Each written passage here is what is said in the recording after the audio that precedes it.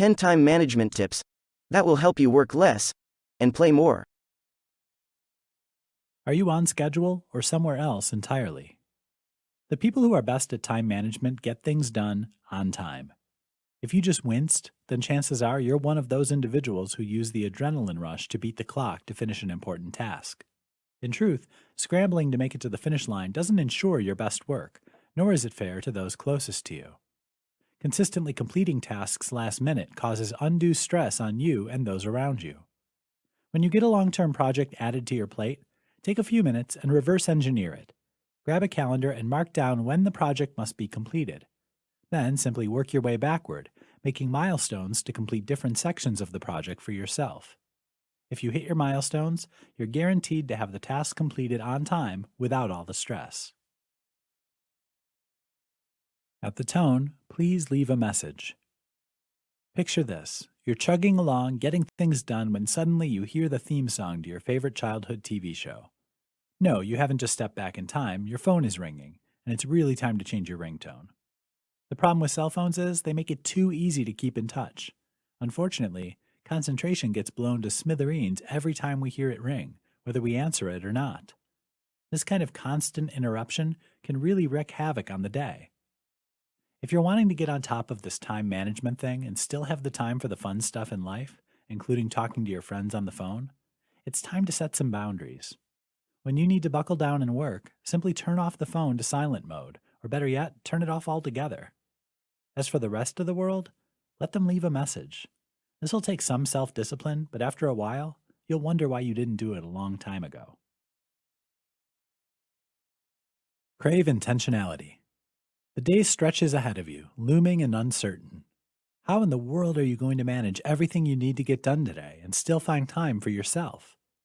The trick to time management is to plan ahead. By being intentional in your day, you'll find you accomplish more. It won't just be important stuff that you get done either. By being intentional, you'll have more time for the fun in life too. Start right when you wake up, or better yet, the night before, by taking a few minutes to figure out what needs doing, both the things you need to accomplish and the things that are good for you, like exercising or taking some time to rest and recharge. Do this every day, and it'll soon become second nature. Imagine your life laid out in just the way you want it. It's like a dream come true. Cross it off your list. Having trouble keeping track of your day? All the resolutions in the world aren't going to help you get things done if you can't keep track of what needs doing. Here's where you discover the true power of the to-do list. If you're trying to get on top of your time management skills, then you might already have some idea of what you want to get done today. Putting these goals down on paper or using an app to track your intentions will keep you better focused and on track while encouraging you along the way. There are lots of task management apps available, or maybe you should try creating your own bullet journal. However you do it, you'll discover that nothing feels quite so good as crossing off an item once completed. I just need to take a breather. Remember all that talk you've heard about optimal work times and the need to take breaks every once in a while to keep your productivity up? Did you ever stop to figure out just what those breaks should look like? The problem with being told to take a break is we're not very good at shutting things down for a few minutes. To some people, a break might look like having lunch at their desk, or a quick look around the room before getting back to it. But are those really breaks?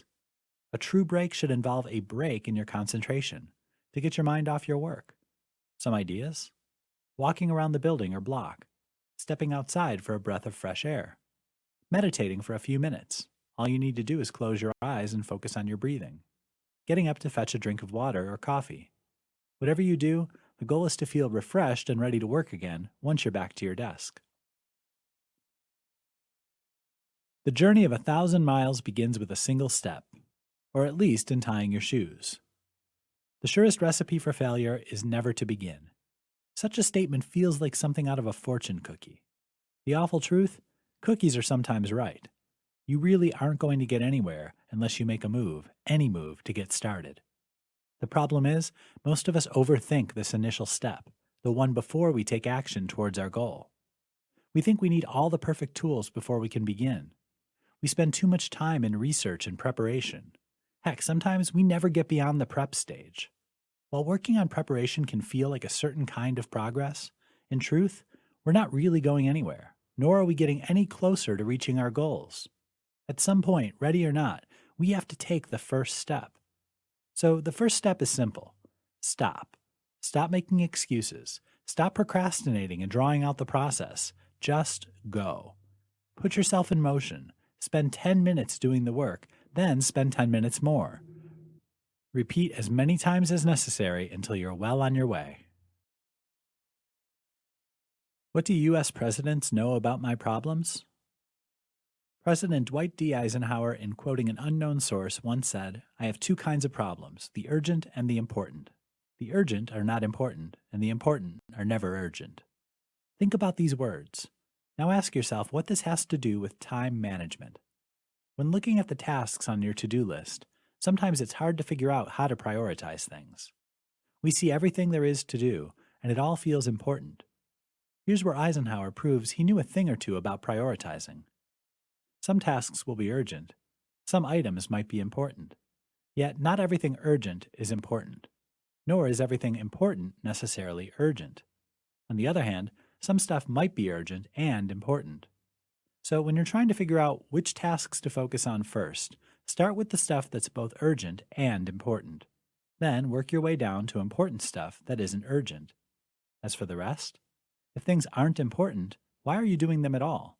Mark them off your list once and for all. Where's your safety net? How many times have you had your entire schedule thrown off because something took longer than expected? Probably pretty often, right?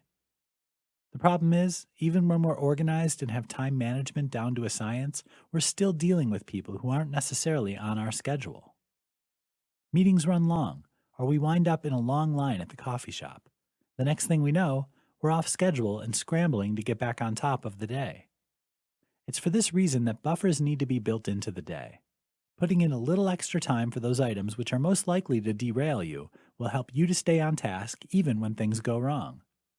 Not sure how much time to add as a buffer? A good rule of thumb is to add half of the time you have allotted. So a project you've planned for an hour becomes an hour and a half. This keeps your stress level down and makes you feel like you're in control of your schedule, not the other way around. Your attention span is a bridge that only goes so far. Did you know that you can only focus well on a task for about an hour? In fact, most people start flagging around the 45-minute mark. This doesn't bode well for getting things done. Or does it? By understanding just how much time you can concentrate before needing to take a break, you can better plan your day to get the important stuff done and dusted. Think about it this way. Knowing you need a break to recharge your energy about every 45 to 50 minutes means you might want to build a little bit extra time into your estimate of just how long you think it'll take to get something done. Once you've built in this extra time, be sure to use those breaks. Sometimes taking a 5-minute break is all you need. You'll find you're much more efficient once you do. You've got distractions. That annoying ding. How many times a day does your phone inform you there's some new message awaiting your attention? How many times a day do you pick up your cell phone immediately just to see who messaged you? If this is you, here's a question for you to consider. Do you need it? We've become an anxious society, eager to please. We see the message and think every note needs an immediate reply. We can't just ignore the fact that someone's trying to reach us.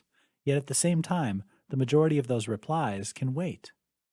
Rather than lose your concentration on every distraction, maybe it's time to set a time to answer messages. Consider checking your email only twice a day, or creating a block of time a couple times a day to respond to messages. You'll be amazed at how much time this frees up in your day for what's important.